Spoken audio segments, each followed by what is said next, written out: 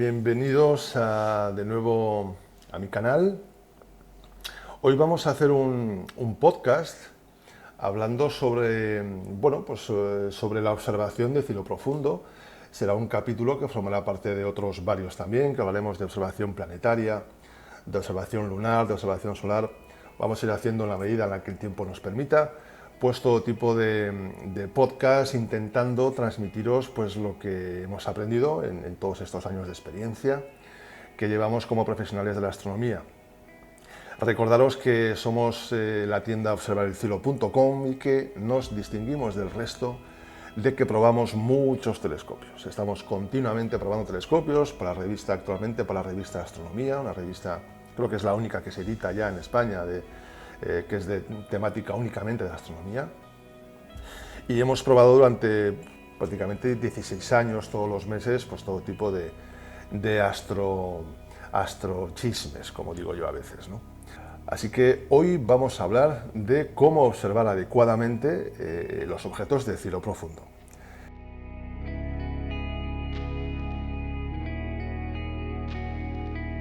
Lo que son los objetos de cielo profundo engloba a todo aquello que brilla poco, básicamente es que brilla poco, es decir, objetos que están muy lejos generalmente, como pueden ser las galaxias, nebulosas y demás, u objetos puntuales de poco brillo, como son cúmulos de estrellas, nebulosas planetarias, cúmulos globulares. En definitiva, la observación de cielo profundo engloba todo este tipo de objetos que en general brillan poco.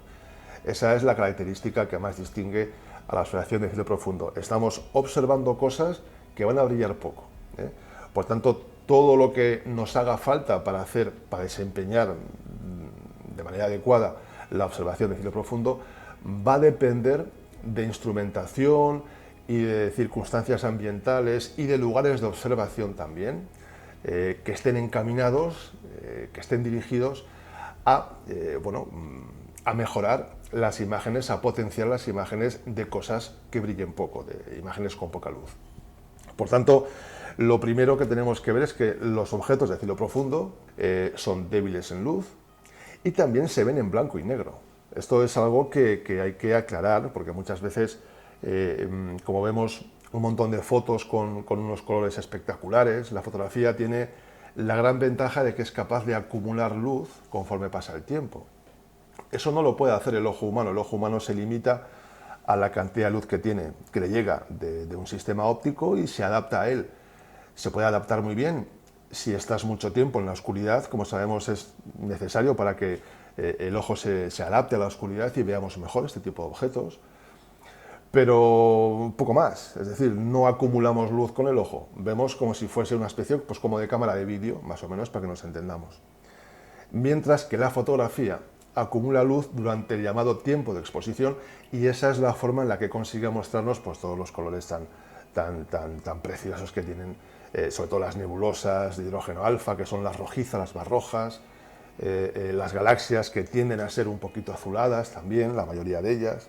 En fin, todos esos colores no esperéis verlos porque no los vais a ver. Sí que se van a ver colores en las estrellas. Se va a poder distinguir, tampoco de una manera muy espectacular, pero sí que se prestan mejor a distinguir colores, por ejemplo, las estrellas dobles, que hay muchas estrellas dobles que tienen una estrella de un color, generalmente un poquito azulado, y otra estrella pues un poquito amarilla, suelen ser un poco los colores más habituales. Pero, como digo, en cuanto a objetos de cielo profundo en sí, en cuanto a nebulosas, galaxias y demás, no se ven colores ni siquiera con telescopios muy grandes.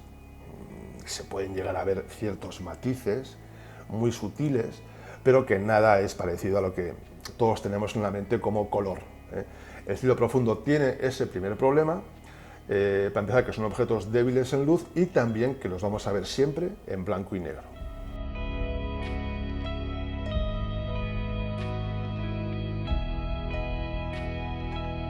Hay que destacar también que es que no hay muchos objetos de cielo profundo que sean realmente, quiero que se me entienda bien, tan impactantes a un primer vistazo como puede ser, por ejemplo, la Luna o como puede ser Saturno o Júpiter, ¿no? Por poner los ejemplos más llamativos, sin ninguna duda, de observación a través de un telescopio. Son objetos que quizás requieren un poquito más de educación, bueno, de educación visual, un poquito más de experiencia, y con una mentalidad de no esperar pues, no sé cómo decir, como un espectáculo, una cosa súper impactante, como decía antes. Lo cual no quiere decir que no estén para nada exentos de muchísimo encanto. Las galaxias son los objetos más complicados, son los que más decepcionan porque son los objetos más lejanos, brillan poquísimo. Aparte de Andrómeda, la galaxia del M33, que es grande, las dos galaxias M81 y M82, no hay mucha más galaxia que sea realmente tan brillante, ¿no? Están muy lejos. Por ese motivo, yo animo a que no vayáis con pretensión, bueno, de ver algo mega espectacular tipo Luna o Saturno, ¿no? Sin embargo, como decía, son imágenes que cautivan muchísimo, cautivan mucho. Invitan a hacerte, como todas quizás, ¿no? Pero el cielo profundo, al estar observando objetos muy lejanos, cúmulos de estrellas, nebulosas y tal, invita a hacerte una visión cósmica un poco distinta a la que nos hacemos cuando observamos la Luna o los planetas, ¿no? Tiene una magia especial, sobre todo, claro, cuando los objetos ayudan. Esto es cierto, al final si lo que ves es una mancha gris, pues chico, por mucho que te animes, poco vas a disfrutar, ¿no? Así con lo que es imagen pura y dura. Que veamos un poco el cielo profundo como un área de observación exigente y que no nos lo va a poner fácil, a eso me refiero. Pero que cuando sepamos adaptarnos a ella, y si elegimos bien tanto la instrumentación como sobre todo el lugar de observación, que es importantísimo en cielo profundo, como en cualquier área también, ¿no? Cada uno requiere un tipo de cosa, lo veremos ahora. Pero esa es un poco una idea que os quiero transmitir. Y es un tipo de observación realmente muy bonita. Si sabes planificarte bien la sesión de observación, si no vas un poco a lo loco, sino que, bueno, pues antes previamente en casa has visto, bueno, pues a ver qué objetos con Stellarium, por ejemplo, has visto a ver qué noche tenemos hoy, a ver qué objetos podemos ver, los primeros, siempre cuanto más alto mejor, recordarlo. En fin, podéis haceros una planificación de varios objetos de cielo profundo, de varios tipos, y empezar así a disfrutar de ellos, ¿no? Nos hemos hecho, por tanto, una visión un poco global del tipo de objeto del que estamos hablando. Un objeto débil en luz, que lo vamos a ver en blanco y negro siempre, y que va a necesitar pues, de unas condiciones muy concretas y que no va a ser, digamos, tan show a primera vista como lo son la Luna o algunos planetas.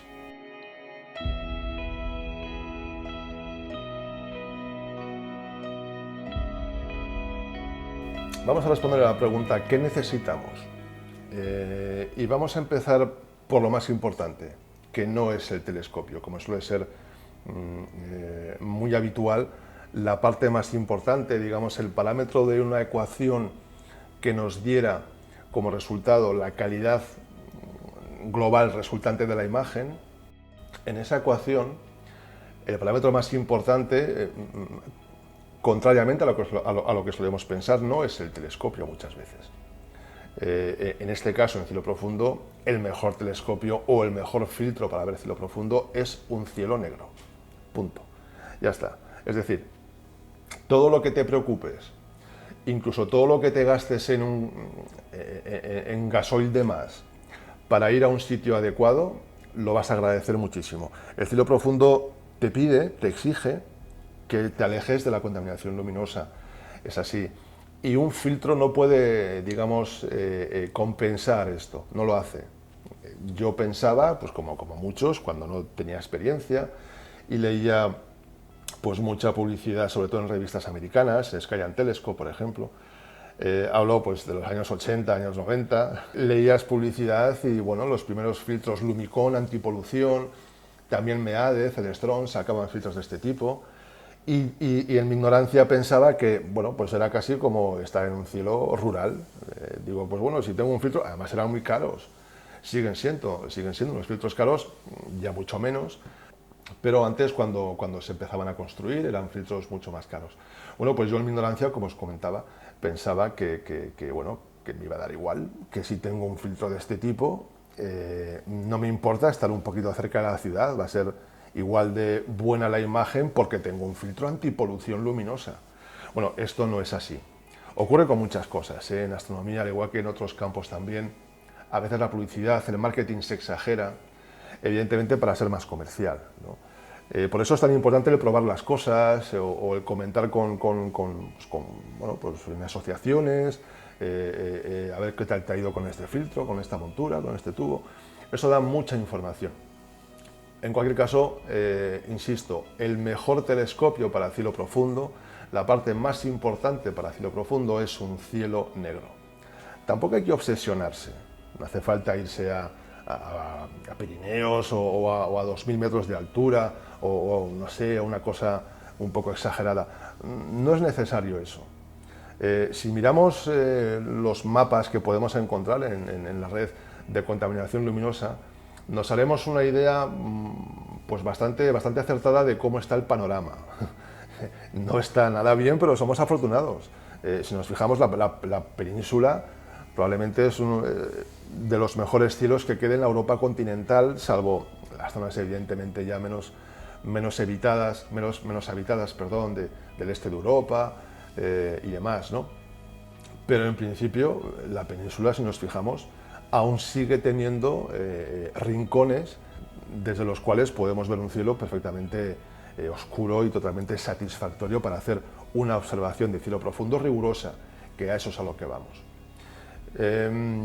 Con alejarte 80, 100 kilómetros, no estar con ciudades grandes a esas distancias, lo mejor es al final que cada uno vea su entorno, vea cuál es el lugar habitual al que puede ir sin que sea mucho trabajo, sin que sea mucho viaje. Es muy habitual pegarte una hora de coche, hora y media, claro, es un poco de tiempo, bueno, si vives en una gran ciudad es una faena, casi siempre es mejor, aconsejo desplazaros hacia el sur, si viviese en una gran ciudad, porque al final el cielo del sur es casi el que más se observa, de todo el casquete sur hasta el cenit, digamos que es además el cielo más cambiante, de hecho es el que cambia conforme pasan las estaciones, podemos ver diferentes objetos, diferentes constelaciones, mientras que en el norte digamos que aparte de que hay menos variedad de objetos, pues bueno, es digamos más sacrificable por ese motivo que el cielo del sur. Así que si tenéis que veros obligados a iros hacia alguna dirección, dejar siempre la contaminación luminosa a vuestra espalda, dejarla hacia el norte, iros hacia el sur. Bien, cielo negro, un cielo rural es más que suficiente. Si estamos altos mejor, porque siempre se queda la humedad que nos quita transparencia, por tanto nos quita contraste también. Esa humedad, que es ese velo de bruma, siempre se queda lógicamente en las zonas más bajas, en los valles sobre todo, y en las zonas más bajas. Por tanto, es siempre aconsejable pues, subir a una colina o un pequeño puerto de montaña o a una zona que al menos estemos un poco altos, ¿no?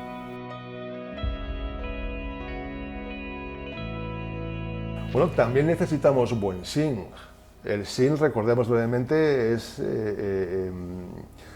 una alteración atmosférica cuya consecuencia es absolutamente nefasta para cualquier telescopio.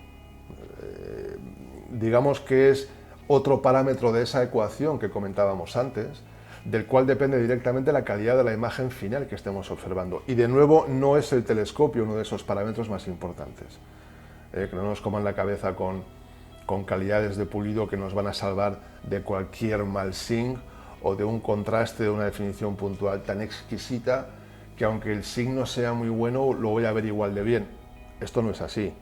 Yo lo he probado en mis carnes, lo he sufrido, mejor dicho, y esto no es así. No hay ninguna calidad óptica que compense un mal SIN. De hecho, es al contrario. Si quieres rentabilizar cualquier calidad óptica de un telescopio, necesitarás siempre tener buen SIN. Vale, estamos con cielo profundo, es cierto. Son imágenes que se aumentan mucho menos que las imágenes planetarias, que son o las lunares, o incluso las solares, que también se aumentan mucho. Son áreas de observación en las que exigimos muchísimo al telescopio. De hecho, lo exigimos hasta que vaya al límite de aumentos que nos pueda dar en función de su abertura. En cielo profundo no necesitamos subir tanto en aumentos como como os digo, pero oye, un cúmulo globular, una nebulosa planetaria, si tienes 200 milímetros de abertura, si tienes cierta abertura, no hace falta que sea un telescopio gigante, ya le puedes meter 230 aumentos sin ningún problema. De hecho, vas a necesitar esos aumentos porque es cuando lo vas a ver precioso, ese cúmulo globular, por ejemplo. Y a esos aumentos os aseguro que un signo bueno se nota y perjudica la imagen, porque perjudica la puntualidad, es evidente. No es tan dramático ni catastrófico como en planetas o luna, que siempre buscas el máximo detalle, es lo primero que buscas, es tu objetivo, ¿no? Y ahí como no sea una noche de buen sim, vas a estar viendo siempre por debajo de la capacidad que tenga tu telescopio. En cielo profundo, como digo, rebajamos un poco ese aumento máximo, no estamos nunca exprimiendo la amplificación del telescopio a tope, pero ojo, estamos viendo también con bastantes aumentos. Yo recuerdo una nebulosa de la Lira, era un 16 pulgadas, Newton, Dobson, de Skywatcher en concreto. Recuerdo una Lira con casi 400 aumentos y se veía preciosa. Una nebulosa planetaria, que es de las cosas más débiles en luz que hay. La Lira brilla algo, es brillantita, pero no deja de ser un objeto de un brillo bastante apagado y sutil. Por tanto, la definición puntual también nos va a exigir una calidad de SIN adecuada, no tanto como en planetaria o en lunar, pero sí que tengamos en cuenta que si hace buen SIN, mejor. Es decir, si estamos eligiendo un lugar para observar cielo profundo y ese lugar es muy oscuro, o bueno, en el fondo de un valle, en un valle y tal, y tenemos una colina, un puerto cerca, sin mucho esfuerzo que subir, siempre subir, siempre subir, la verdad. Os vais a quitar muchos problemas y generalmente hay bastante mejor SIN en las zonas altas que en los valles, esto es así. Así que bueno, aparte de un cielo negro, también necesitamos pues cierta calidad de SIN para ver esa puntualidad de objetos que requieren, que nos van a pedir ya muchos aumentos. Algo que yo siempre suelo tratar en los talleres que impartimos, tanto los presenciales como no presenciales, es que es clave planificar la observación y sobre todo es clave tener en cuenta que el astro que quieras observar va a tener que estar alto en el cielo. Cualquiera, me da igual. Bueno, si es un planeta, con más razón. Porque cuanto más quieras aumentar la imagen, más te va a perjudicar que el astro esté bajo. Más te va a perjudicar que el astro esté cerquita del horizonte. Siempre hay que esperar, hay que elegir el momento adecuado en el que están en su tránsito, en su zona, en esa franja que dura un par de horas, una cosa así, que está más o menos alto. Hay objetos más fáciles, hay objetos que suben enseguida y son mucho más altos, son cenitales, están mucho más tiempo en unas alturas adecuadas. Pero otros, por ejemplo, los que están en Escorpio, en Sagitario, son constelaciones bajas en el cielo, pues no tienen una ventana de observación tan amplia, ¿no?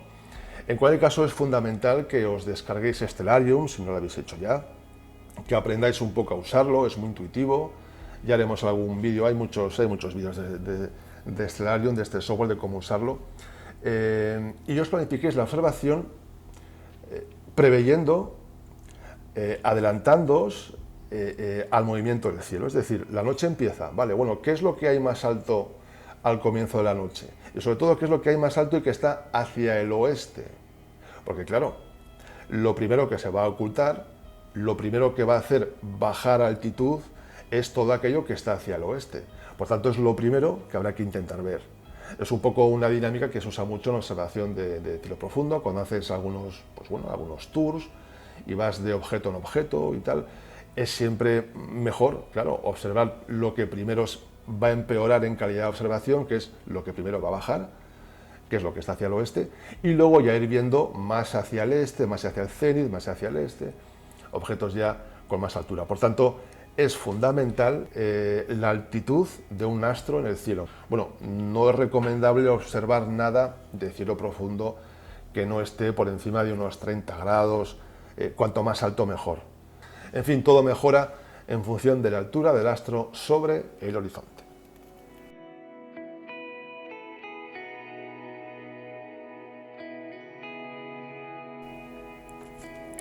El viento Ay, el viento, el viento. El viento es, después de las nubes, probablemente el peor enemigo que tenga el aficionado a la astronomía, sin ninguna duda, por varios motivos. Bueno, en principio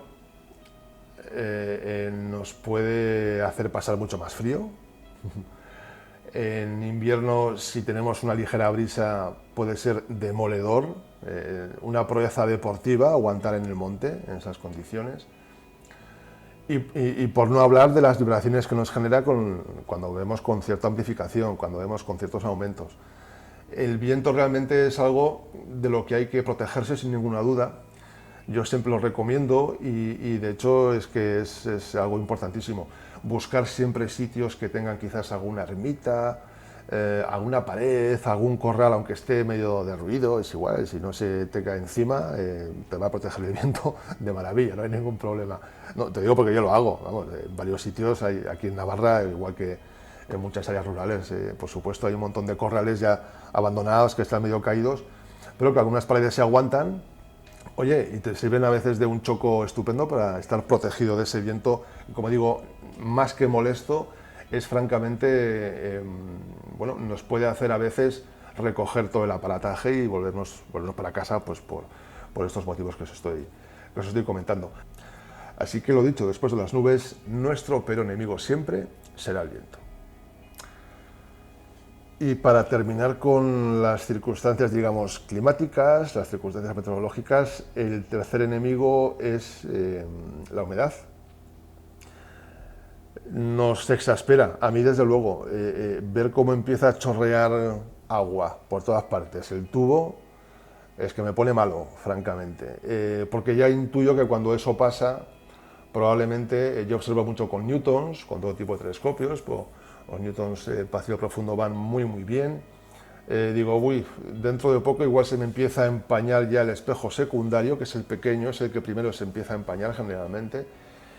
Igual tengo que echar mano de algún ventilador o alguna cosa, ¿no? Es curioso, si han sacado unos ventiladores como de secadores de pelo, pero que van a 12 voltios y que vienen de perlas, aunque no sea, ya sabemos que calentar un elemento óptico del telescopio no es nunca bueno, pero oye, es mejor eso que recoger y volverte a casa. Y desde luego con un espejo secundario empañado, pues es que no puedes ver nada bien.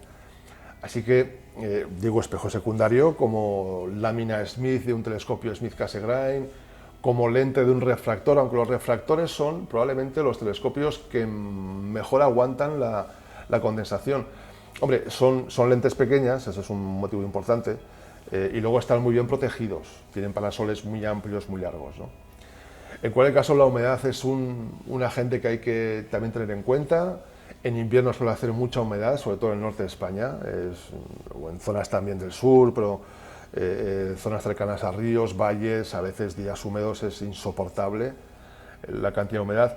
Y no es ninguna tontería, la verdad, pues recurrir a accesorios como cintas calentadoras. Las hay también para espejos secundarios, que sepáis.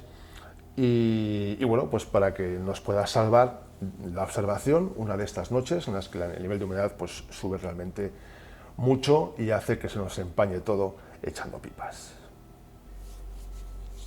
Así que nada, saber que la humedad, el exceso de humedad es algo también que nos puede arruinar cualquier tipo de observación astronómica.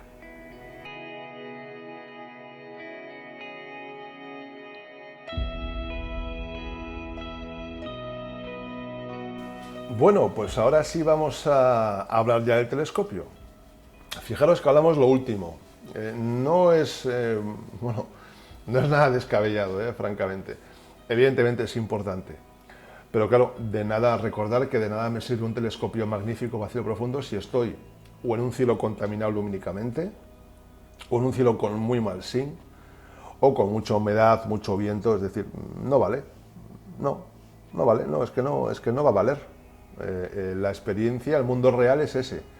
El telescopio te das cuenta de que evidentemente es importante, no vamos a decir lo contrario, pero menos de lo que nos quieren a veces hacer pensar. Vuelvo un poco a los comentarios comerciales y demás, con esto de que la abertura, cuanto más abertura, siempre mejor, este tipo de mensajes publicitarios que a veces pues, no son adecuados, ¿no? Bien, para ver cielo profundo, ¿qué tipo de telescopio es adecuado? Bueno, hace falta abertura, sí, mucha abertura. No, mucha no, pero hace falta un mínimo de abertura. Digamos que el cielo profundo es un área de observación. Hay tipos de objetos también, vamos a matizar luego también, pero en general es un tipo de observación que te va a pedir como mínimo 150 milímetros de abertura y el ideal va a estar en unos 200 milímetros de abertura. Sí, hay objetos que son extensos, como Orión, pues como las Pléyades, como la galaxia Andrómeda, como el doble cúmulo de Perseo. Bien, hay objetos que son grandes que no necesitan de gran abertura para que sean chulos, para que sean realmente pues, muy bonitos de ver. Es cierto. Este tipo de objetos, por ejemplo, con refractores incluso de 80 milímetros, de 90, pues se disfrutan. Pero en cuanto te metes ya a querer resolver un poco más en detalle este tipo de objetos también, como el núcleo de la nebulosa Orión, por ejemplo, y sobre todo cuando quieres ya observar cúmulos globulares, alguna galaxia o nebulosas planetarias, ahí vas a necesitar, sí o sí, cierta abertura. Es decir, por muy bueno que sea, por muy triplete que sea, un 102 nunca me va a dar el mismo cúmulo globular M13 que el que me puede dar un Newton chino de 200 de abertura. Esto es así. En ese tipo de objetos que son pequeños, que necesitan además de cierta resolución y además también de cierta luz, de cierta abertura para poder aguantar ese nivel de amplificación sin perder excesiva cantidad de luz. Claro, no es lo mismo observar con los, por ejemplo, necesarios 200 aumentos que te pide M13, no es lo mismo observarlo con 80 milímetros o con 100 milímetros de abertura a 200 aumentos, la imagen será menos luminosa que si la vemos con la misma amplificación de 200 aumentos, pero con más abertura, con 150 o con 200 milímetros. Esto es ya abro un paréntesis, esto es un matiz muy interesante de los telescopios de gran abertura, que muchas veces, sin ofrecerte una mayor resolución potente, sí que te ofrecen una imagen más relajada, es decir, mejor enfocada y sobre todo con mayor luminosidad. A misma amplificación, si tengo más abertura, lógicamente la imagen brilla más. Bien, volviendo un poco a la abertura, sí, hace falta, por tanto, aunque podamos ver cúmulos abiertos, sobre todo objetos puntuales preciosos, con refractores, cuando queramos ver cúmulos globulares o nebulosas planetarias se nos van a quedar muy, muy cortos y también bastante oscuros. Ni os cuento cuando queramos ver galaxias que no sea M31, que no sea la galaxia Andrómeda. Por tanto, como telescopio adecuado para cielo profundo, yo recomiendo desde luego un telescopio que tenga como poco 150 de abertura. También puede ser refractor, ojo, los refractores acromáticos de 150, los F8, los largos, los cortos ya tienen mucho cromatismo, pero los largos son telescopios que se disfrutan mucho en cielo profundo. Son un poco aparatosos, son muy largos, necesitan de monturas mínimo EQ6 o una cosa así para sujetarlos un poquito decentemente, pero que te dan una puntualidad exquisita. Son telescopios que se aprovechan, sí, sin duda, pero en general es mucho más portable, va a vibrar menos y va a tener más abertura un Newton que un refractor, desde luego, y va a ser más polivalente que un Cassegrain también para cielo profundo. Por tanto, el Newton podría ser, de hecho en mi opinión lo es, la configuración de telescopio que en principio mejor se adapta a cielo profundo. Un 200 es una abertura perfecta porque no es ni excesivamente grande para que tarde ya un poco en calentarse, para que tarde ya en enfriarse, en aclimatarse térmicamente. Tampoco es excesivamente grande como para que sea muy exigente con la calidad de SING. Recordemos que a mayor abertura, claro, no me sirve a mí un SING decente para un 200 si tengo un 400 milímetros de abertura.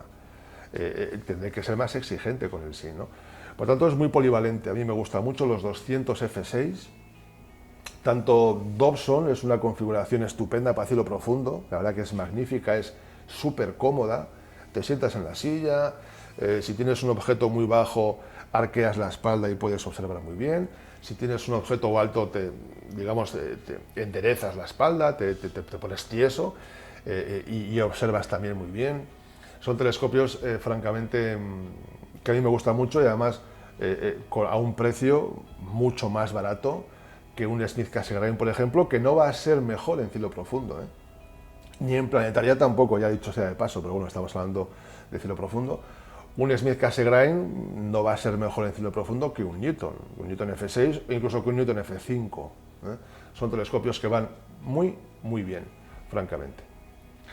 Los Newton de 150 se me quedan un poco cortos, la verdad, pero bueno, te dan también mucha satisfacción, aunque echas de menos esos 5 centímetros que te da un 200 cuando le pones M13, cuando le pones un globular o cuando le metes en el campo una nebulosa planetaria. Ahí es cuando realmente echas de menos ese extra de abertura. Hombre, claro, si podemos aspirar a más abertura, pues por ejemplo un 300 milímetros, el salto ya es importante. Ojo, no en todos los objetos, ¿eh? Los cúmulos abiertos no te creas que ganas mucho con la abertura, por eso se mueven muy bien los refractores, por eso, y porque son muy puntuales, dan muy buena puntualidad un refractor. Pero claro, como es un objeto de estrellas más o menos separadas, ahí hay poco que resolver. No te va a hacer falta abertura. Tampoco ves muchas más estrellas en el campo de visión con más abertura que con menos. Yo hice la prueba de un 400 Newton Skywatcher Dobson Go2 junto con un 200 Newton también Skywatcher Dobson Go2. Es decir, misma serie de telescopio, digamos hermano grande, hermano pequeño. Y es el doble de abertura, o sea que es mucha diferencia. Bueno, hice la prueba con M31, la recuerdo como si fuese la semana pasada. Y, oye, no veías más estrellas, pero no veías muchas más, francamente. Es decir, la imagen no te daba un subidón, ¿no? por ese número mayor de estrellas que puedas ver con más abertura. No es así. Sí que se nota muchísimo, de nuevo volvemos, cuando le metes algo que es susceptible de resolución o cuando le metes algo oscuro.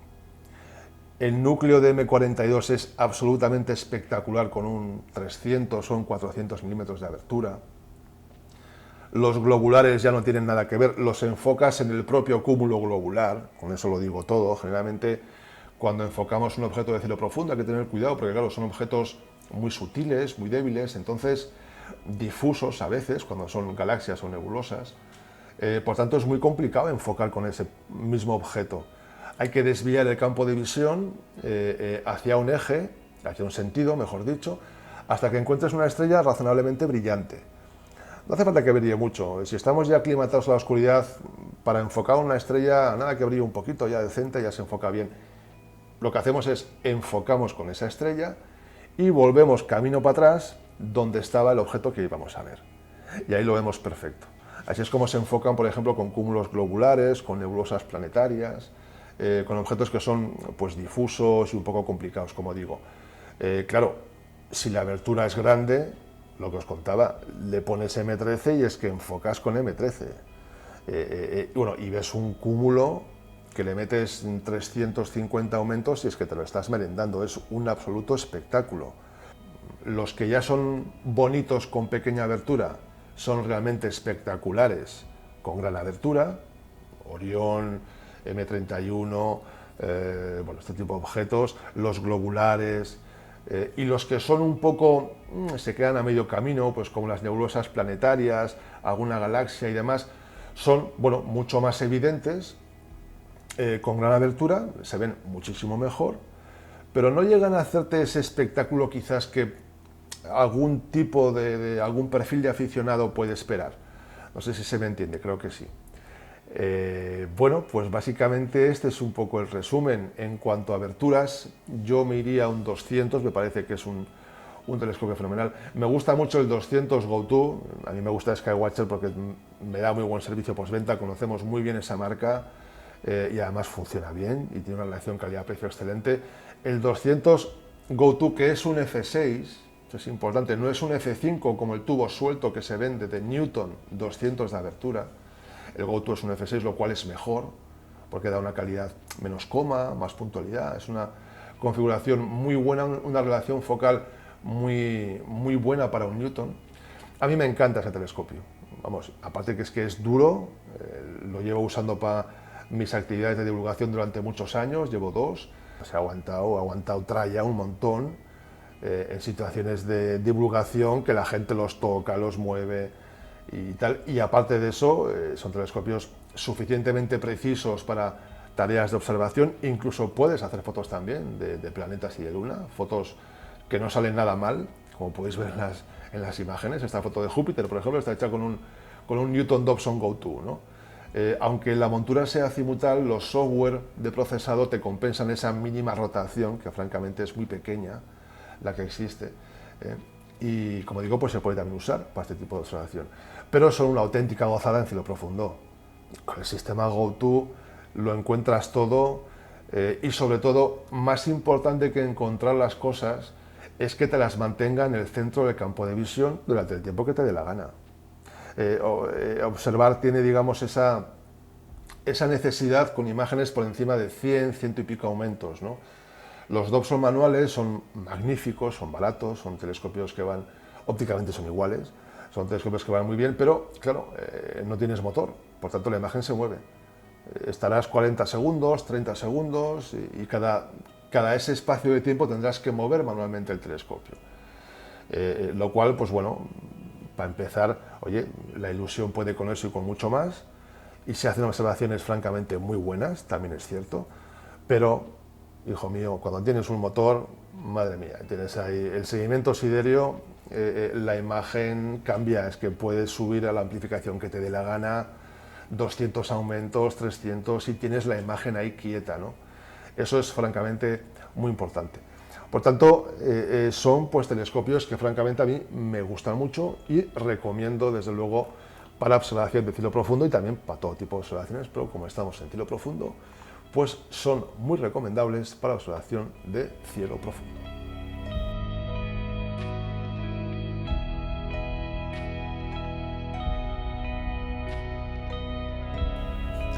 Otro aspecto que siempre se habla mucho en cuanto a observación de cielo profundo es la luminosidad del telescopio. La importancia de la relación focal, que es el número F, que es la luminosidad. Como digo, la importancia de este parámetro de cualquier telescopio para observar cielo profundo. Se lee muchas veces, se escucha muchas veces que, por ejemplo, un Newton F5 es mucho mejor para cielo profundo que un Newton F8 porque es mucho más luminoso. Bueno, esto de nuevo no es del todo así. En fotografía sí que es drástica, sí que es dramática esa diferencia, sí que es importantísimo esa diferencia. En fotografía sí que es mucho más luminoso un F5 que un F8, que es de hecho tan poco luminoso que es casi inservible para fotografía de cielo profundo.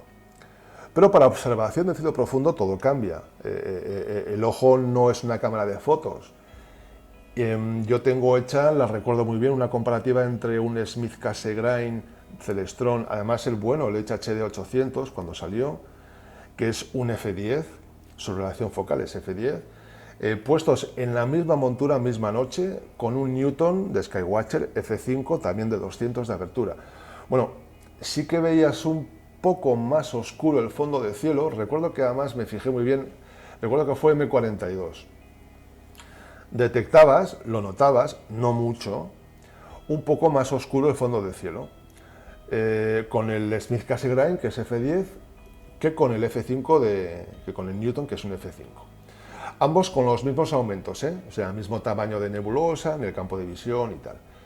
Bueno, la diferencia era pequeña, por un lado, y luego lo anecdótico es que esa sutil bajada de luminosidad que me generaba el F10 en el fondo del cielo, casi la agradecía, porque en el caso de M42 es que me destacaba más la nebulosidad. Es decir, es una bajada en luminosidad que no te está quitando apenas señal de objeto, no te está quitando, digamos, pues trozo de objeto, no vas a dejar de ver zonas grises de la nebulosa, y que encima a veces pues te puede hasta favorecer, ¿no? Lo cual no quiere decir que sea mejor un F10 que un F5. Digo esto para que no mitifiquemos el concepto este del que estamos hablando, de que si no es un F5 o un F4, pues un telescopio no va a ir bien en cielo profundo. Esto no es así. Ocurre con mucha más evidencia cuando sobrepasamos ese F10. Cuando, por ejemplo, observamos con Maksutov Cassegrains, que vienen a ser F13, F15, ahí sí que ya la imagen notamos una mayor pérdida de luz, que bueno, pues nos puede hacer que la imagen de, por ejemplo, de nebulosas planetarias o de nebulosas un poco débiles, pues sea mejor con un telescopio, un Newton F5, F6, que con un Maksutov de este tipo, ¿no? Ojo, no van a ser nunca feas con el Maksutov, o sea, no van a ser imágenes inservibles, aunque sean un poco más oscuras. Y luego, pues bueno, también van a ser tubos, aunque sean F15, los objetos puntuales como cúmulos globulares, o los objetos o cúmulos abiertos, o los objetos más brillantes, o estrellas dobles, se van a ver también de maravilla, ¿no? Por eso digo que no descartemos telescopios para cielo profundo porque sean F13, F15, F10.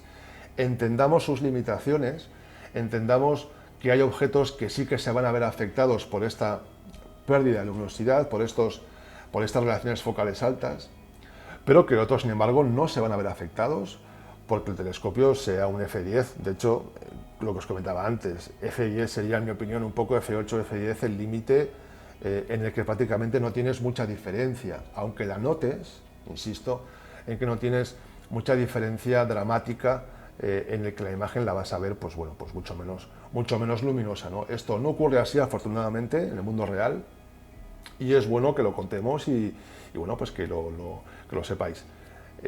Para terminar, no quiere decir que lo más adecuado no siga siendo un telescopio luminoso tipo F6 o F5, que en mi opinión son quizás pues los más polivalentes para todo tipo de objetos de cielo profundo.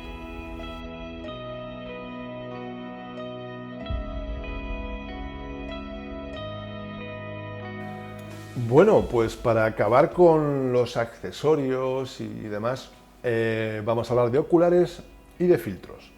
Con filtros voy a acabar enseguida. No me gustan casi ninguno. Para empezar, los que son de banda estrecha de observación para los O3 son muy oscuros, son filtros francamente muy oscuros, que te van a exigir un telescopio muy grande lo primero, por encima de 250 de abertura aproximadamente, pero te van a exigir abertura. Y luego, pues bueno, en mi caso, oye, a mí no me han sorprendido lo que esperaba, ¿no? Te mejoran sutilezas del objeto, lo cual no es poco, pero quiero dar estos mensajes porque a veces se piensa que bueno, que la imagen va a ser pues mucho mejor que la que veíamos antes, ¿no? La mejora es evidente, pero no es tanta como se suele pensar muchas veces. El mejor filtro antipolución es cogerte el coche y irte a un cielo negro. Lo que hemos dicho antes es que es así. Es el mejor filtro. Para observación, digo, en fotografía es otra historia. Pero en observación tienes filtros majos UHCs o filtros CLS también. Últimamente han sacado incluso filtros UHC, filtros antipolución, que funcionan bastante bien con aberturas pequeñas. Pero bueno, que sepáis que además que siempre alteran un poco el rendimiento cromático, lógicamente, esos filtros, lo cual pues la imagen la desvirtúa un poquito, que funcionan, pero que sepáis que no son nunca una solución a la contaminación luminosa. Respecto a oculares, pues en cielo profundo, claro, bien, es donde se imponen.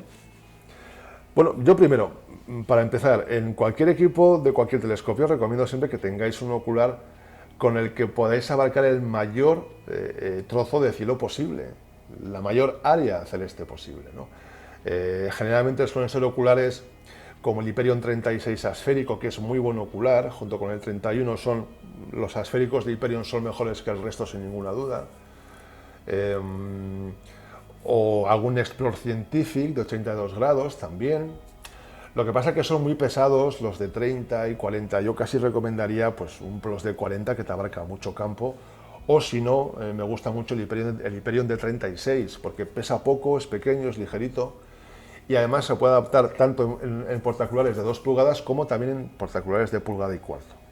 Por ese motivo es un ocular bastante polivalente, muy coqueto, que a mí me gusta mucho. Conviene, nos va a venir muy bien este ocular de gran campo, no solamente para observar lo más grande como Andrómeda o Pléyades, que ocupan muchísimo en el cielo, son objetos que te ocupan como 2 o 3 lunas llenas, algunos de ellos o incluso más.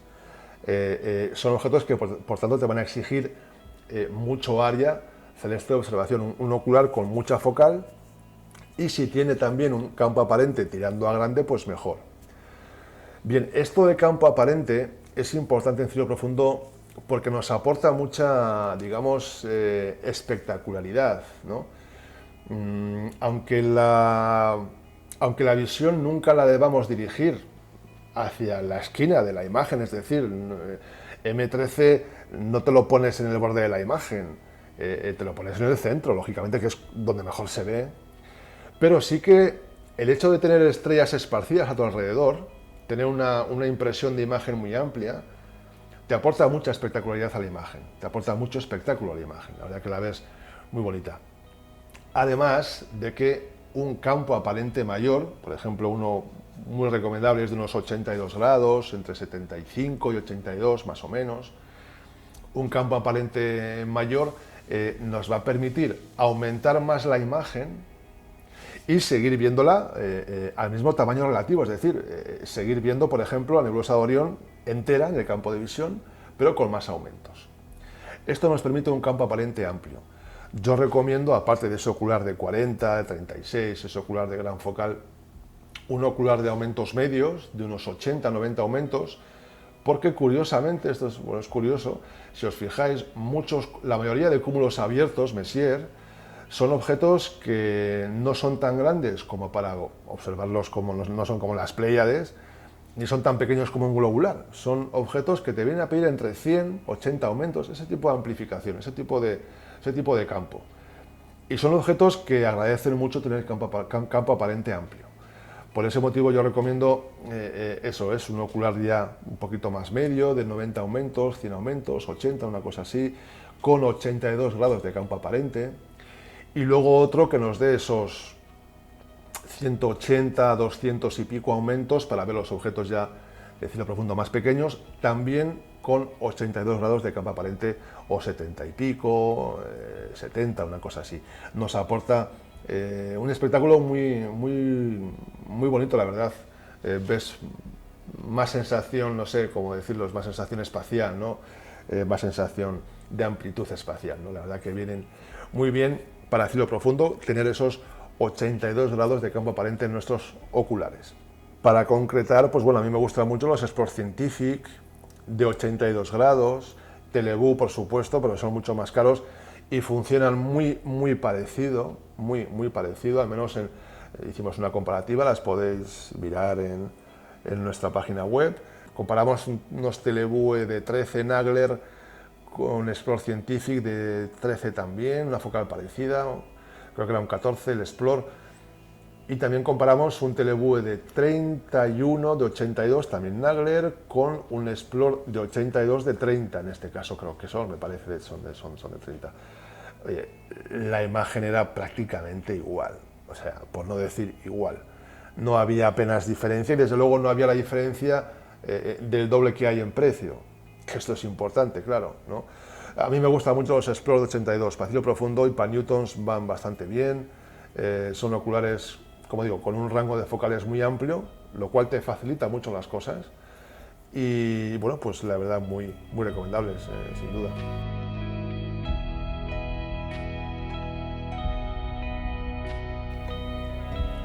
Bueno, pues hasta aquí hemos llegado.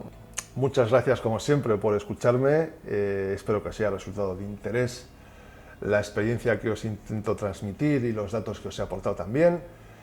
Recordaros que somos observarelcielo.com, que además de tienda de telescopios y accesorios con cerca de 2.700 productos ya dados de alta en la página web, tenemos también un apartado llamado Galería Fotográfica y otro que es muy interesante de pruebas.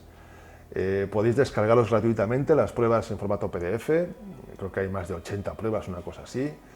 Bueno, pues es información muy válida para vosotros, para futuras compras, pues para que podáis valorar cuál mejor o cuál peor o cómo de bueno o cómo de malo es un telescopio concreto. Muy bien, pues de nuevo muchas gracias, nos vemos en el siguiente vídeo, adiós.